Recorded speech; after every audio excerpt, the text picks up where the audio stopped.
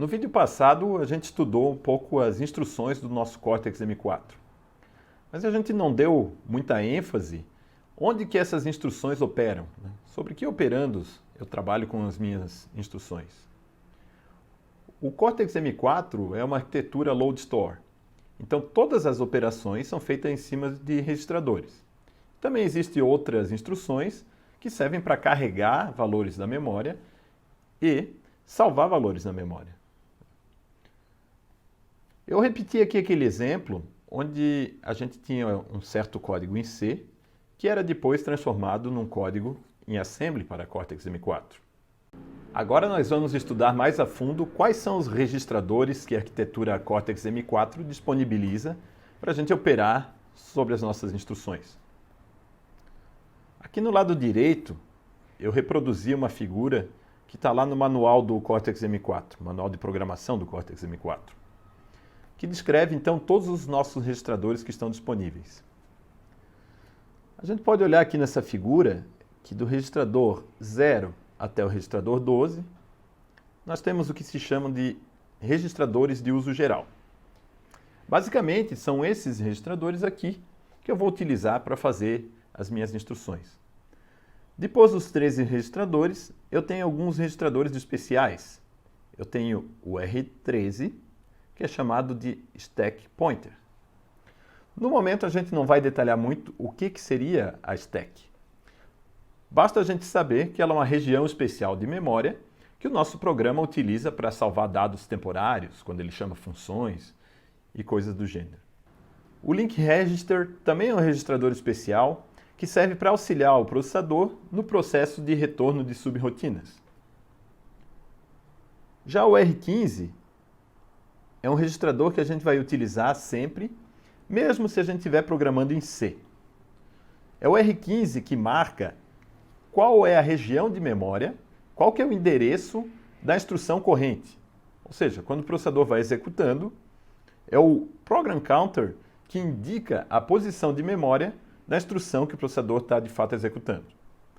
Esse Program Counter, então, ele vai incrementando ao longo da execução do nosso software.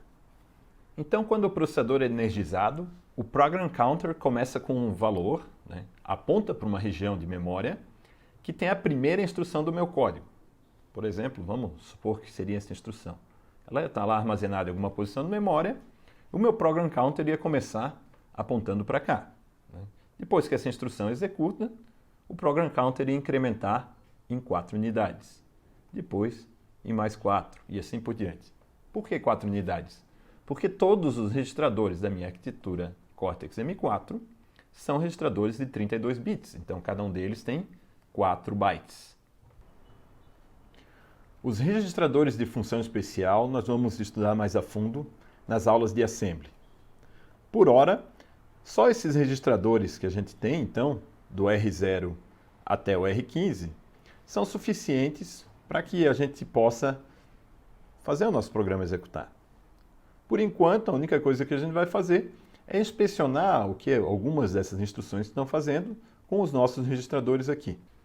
Eu vou dar ênfase, primeiramente, nessas duas instruções de store. O que as instruções de store aqui estão fazendo é armazenando o valor, aqui no caso da primeira de R0, numa região de memória. O que contém R0?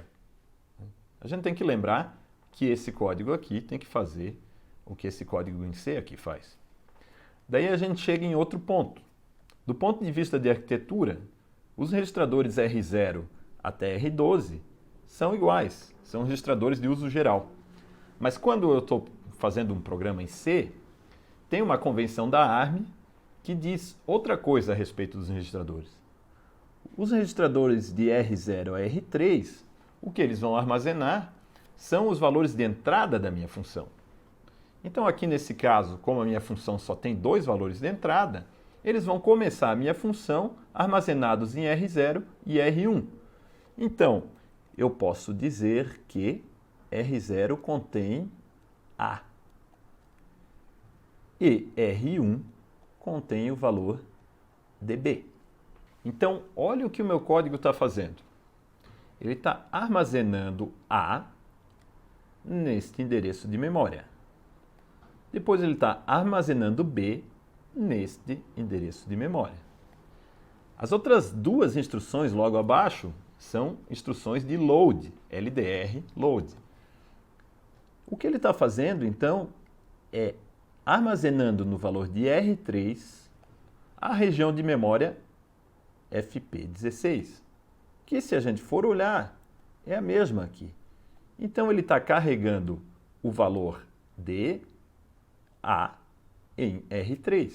No momento que essa instrução aqui executar, o que eu vou ter aqui é o valor de A que o meu programa acabou de copiar da memória.